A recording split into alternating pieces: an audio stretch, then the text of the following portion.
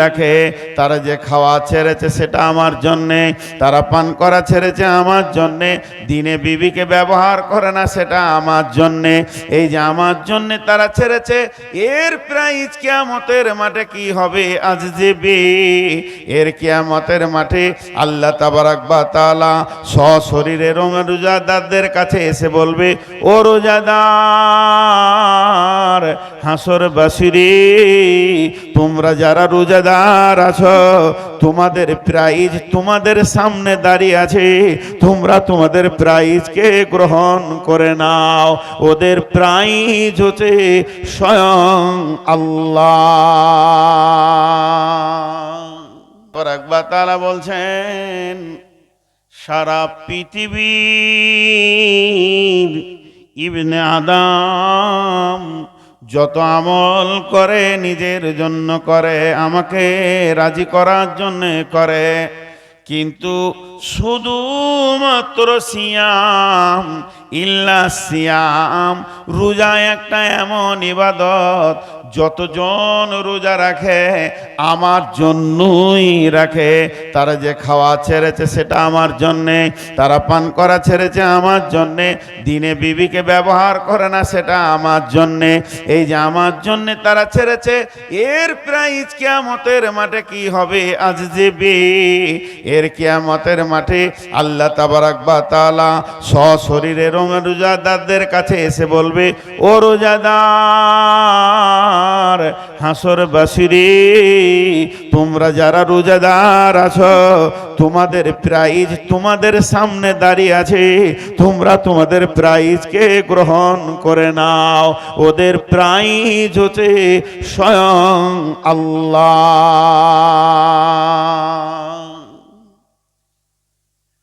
জি, রোজাদারদের prize স্বয়ং আল্লাহ। আমরা রোজাটাকে খুব অবহেলায় রেখেছি। ভাই, যে কদিন আসেন এক দুই করে উঠছেন, উঠতে লাগলে তো আমি সমাপ্তি ঘোষণা করব। শুধু আর একটা হাদিসের তর্জমা করব, বেশি লেট করব না। আপনারা বসেন, আর মাত্র 10-15 মিনিটের জন্য বসেন, উঠে না। দুটো লোক উঠে গেলে আর 5টা লোক চলে যাচ্ছে।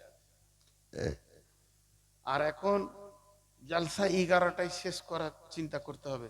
আর ভাই, সবাইকে বলছি, আজকে যাদবপুরের লোক জালসা কমিটি, কালকে আর কোন গায়ের লোক জালসা কমিটি হবে, সবাইকে বলছি মেলা বন্ধ করেন। যাদবপুর ওয়ালারা করেছে তো ওই গায়ে যে বসেছে, আমি ওই গায়ে যখন গাড়ি নিয়ে ঢুকছি তো বলছি এটা তো যাদবপুর মনে হচ্ছে না, ফের মেলা রয়েছে, কি ব্যাপার? হ্যাঁ, আওয়াজ পাই না। ড্রাইভার বলছে যে মেলা রয়েছে, জিলিপি বিক্রি হচ্ছে, তো কোনো মাইকের সাউন্ড নেই। আমি তখন ভাবছি তো তাহলে এখন এসার টাইম হয়ে গেছে, মনে হয় নামাজ টামাজ পড়ছে। তা খাল পার করে দেখছি মানে ওরা আছি। ভাই, মেলা বন্ধ করে। এবার যতজন রোজা রাখবে ততজন হলো মুত্তাকি। কত বড় সৌভাগ্য আমাদের। হাসতে হাসতে জান্নাতে যাবে, সব গুনাহ মাফ হয়ে যাবে রমজান মাসে। আমি আপনাদের সামনে দুটি ছোট ছোট কথা বলছি এবার।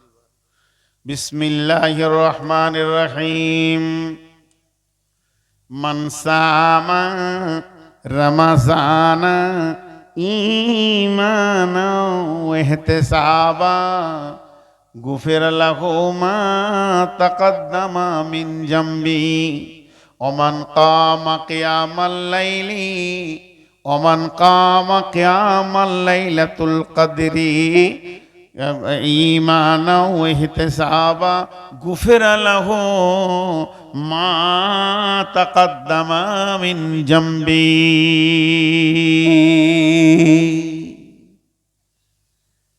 কত মজার কথা ভাই, কত মজার কথা। বিশ্বনবী বলছেন, যে ব্যক্তি 30টা রোজা রাখবে ঈমান ইহতিসাবের সঙ্গে এবং শবে কদরের রাত জাগবে ঈমান ইহতিসাবের সঙ্গে, কিয়ামুল লাইল বলতে 30 দিন কি 29 দিন তারাবি পড়বে ঈমান ইহতিসাবের সঙ্গে, রোজার আলাদা নেকি, তারাবির আলাদা নেকি, লাইলাতুল কদরে আলাদা নেকি, এইগুলো আলাদা আলাদা নেকি হচ্ছে। গুফিরা লাহু মা তাকাদ্দামা মিন জামবি, তার বিগত জীবনের যত গুনাহ ছিল সব মাফ হয়ে যাবে। রমজানে যে রোজা রাখলো তার জীবনে যত গুনাহ ছিল সব মাফ। কেউ বলছে কিছু গুনাহ মাফ, যাই হোক মাফ। হাজি ভাই, আমার একটা প্রশ্ন আপনাদের কাছে, আমি মাথা মোটা মানুষ, বুঝতে পারছি না, বুঝিয়ে দেন তো। রমজান মাসে 30টা রোজা রাখলাম, তারাবি পড়লাম, চোখের পানিতে কাঁদলাম, সব কিছু করলাম, তো আমার জীবনের গুনাহ সব মাফ হয়ে গেল। আবার রমজানের পর শুরু করে দেব। খাতা যখন খালি হয়েই গেল, এবার শুরু করবো চুরি করো, বাটপারি করো, মিথ্যা কথা বলো, জেনা ব্যভিচার করো, সুদ খাও, লোকের মাল চুরি করো, লোকের মাল মেরে লাও, 2-4টা মার্ডার করে টাকা পয়সা লুটে পুটে আবার রোজা আসবে তো রেখে নেবা, ঝামেলা খতম। কথাটা ঠিক বুঝে এলো কিনা? আরে হ্যাঁ না বলে না? এতগুলো লোক চুপ করে বসে আছে। সারা বছর যা মন যাবে কর, লুটেলে, লুচ্চামি থেকে নিয়ে, বেশ্যাগিরি থেকে নিয়ে, চুরি বাটপাড়ি সুদ বেঈমান, যা ইচ্ছা যাবে কর, খালি রোজা রেখে নিব। বিশ্ব নবী বলেছেন তোর জীবনের গুনাহ মাফ। তোমার মাফ হবে কি হবে না? কেউ কেটে দিতে পারবে যে মাফ হবে না? কেটে দেখ, হাদিসটা তো রসুলের, কারো কাটার ক্ষমতা নাই যে মাফ হবে না। তাহলে মাফ হবে। কি মজা, কি মজা। রোজার পরেই সুদের ব্যবসা লাগাবো, কি মজা, কোটি কোটি টাকা করে নিব। কিন্তু একটা জিনিস জানেন, মুসলিমদের একটা বাচ্চা ছেলেও জানে, সেটা কি? বিনা উজুতে নামাজ হবে? হবে না। 4 বছর 5 বছরের ছেলে, ওর হুঁশ নাই, বাপ মসজিদে নিয়ে গেছে, বাপ উজু করছে, ও হাত মুখ ধুইলে মসজিদ ঢুকে গেল, ভাবছে এটা উজু। তার মানে ওর এই জ্ঞানটুকু হয়েছে বিনা উজুতে নামাজ হবে না। কিন্তু উজু নামাজ নয়। উজুটা কি নামাজ? কিন্তু লা সালাতা ইল্লা বিতহুর, উজুটা নামাজ নয়, কিন্তু উজু ছাড়া নামাজ। রোজার 2টা শর্ত আছে, এটা আজও পর্যন্ত আমরা খেয়াল করিনি। আল্লাহ রসুল বলছেন, মান সামা রামাযানা, মান সামা রামাযানা ঈমানাও ওয়া ইহতিসাবা, যে রোজা রাখবে ঈমান আর ইহতিসাবকে সঙ্গে করে, ঈমান আর ইহতিসাবকে সঙ্গে করে, ঈমান আর ইহতিসাবকে সঙ্গে করে, গুফিরা লাহু মা তাকাদ্দামা মিন জামবি, ওই লোকটার জীবনের গুনাহ মাফ হয়ে যাবে। 70 বছরের যদি কঠোর বেঈমান হয় আর সুদ বাটপারি জেনা ব্যভিচার করে আসমান পর্যন্ত যদি গুনার পাহাড় করে দেয়, সবগুলো ভ্যানিশ হয়ে সাদা হয়ে যাবে। শর্ত হচ্ছে ঈমান আর ইহতিসাব রোজার ভিতরে রাখতে হবে। এই দুটো ছাড়া রোজা মাফ হবে না কিছুই। ঈমান কি ইহতিসাব সি, যেমন না খাওয়ার নাম রোজা, খেয়ে নিলে রোজা থাকবে না, তেমনি ঈমান আর ইহতিসাব থাকতে হবে। খালি এই দুটি বলে আপনাদের কাছে সমাপনী টানবো। ঈমানটা কি? আমার গুনাহ মাফ হবি, আমার রোজা কবুল হবি। শুধু রোজা কবুল হবে, হয় কি হয় না এরকম চলবে না, হবেই। আমার গুনাহ মাফ হবি। পৃথিবীর কারো গুনাহ মাফ হলো আর না হলো, আল্লাহ যখন আমাকে সাহারি খাওয়াচ্ছে, ইফতার খাওয়াবে, রোজা রাখার জায়গায় যখন আল্লাহ আমাকে এনেছে, রোজার ময়দানে যখন আল্লাহ আমাকে ঢুকেছে, নিশ্চয়ই আমার গুনাহ মাফ হবে। আল্লাহ তাবারক ওয়া তাআলা বলেন, বান্দা আমার উপরে যেমন ধারণা করবে আমি তার উপরে সেই রকম ব্যবহার করব। তুমি ধারণা মজবুত রাখো, পৃথিবীর কারো গুনাহ মাফ যদি না হয় তো আমার গুনাহটা মাফ হবে। এই ধারণাটা যখন তুমি রাখবে, আমি আল্লাহ তোমার ধারণা মোতাবেক ব্যবহার করব, তোমার গুনাহকে মাফ করে দিব।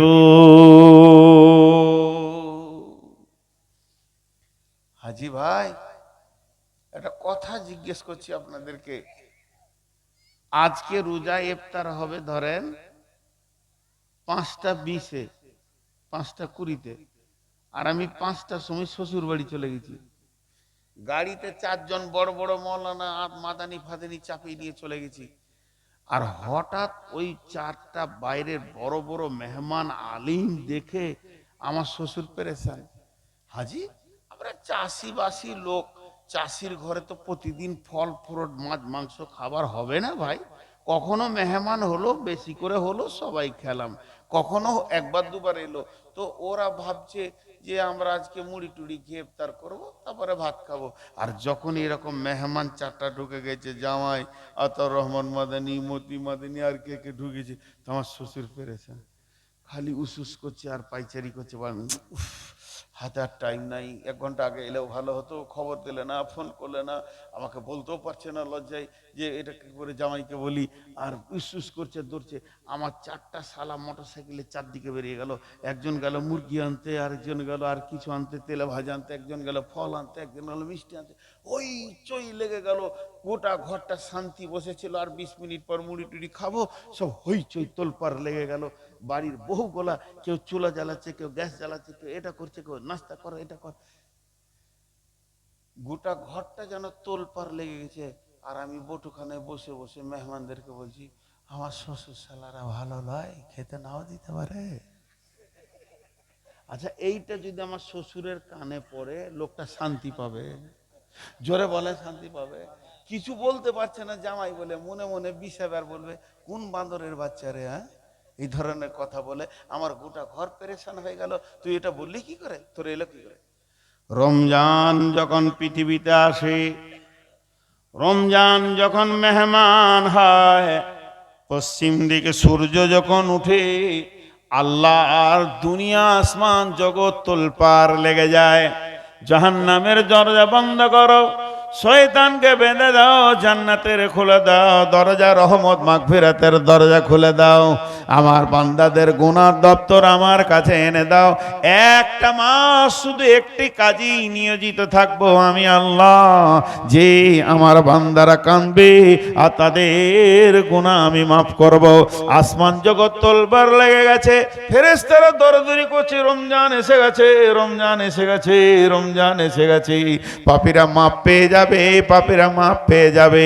শয়তান মাথা ঠুকছে, চারিদিকে তোলপাড় লেগে গেছে। আর এদিকে যাদবপুরের মসজিদে দোয়া চলছে তারাবির পর।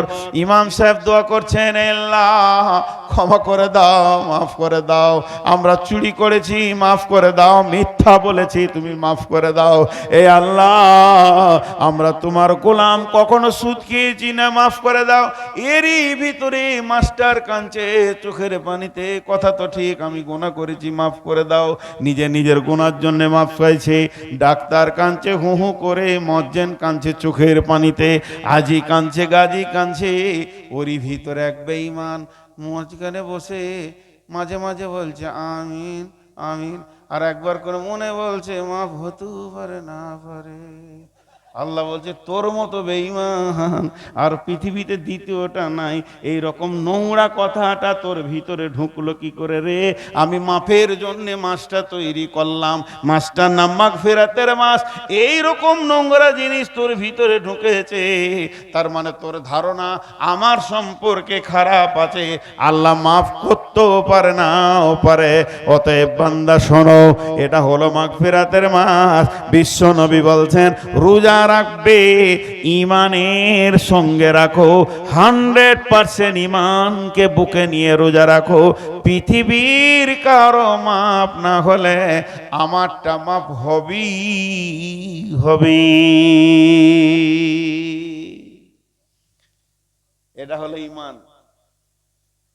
এহতেসাব। আপনাদের বিরক্ত বিরক্ত লাগেনি তো? আর 5 মিনিট লিখি। কে বলছে চালান? মাথা খারাপ, 400 সুগার, সব পালিয়ে গেল।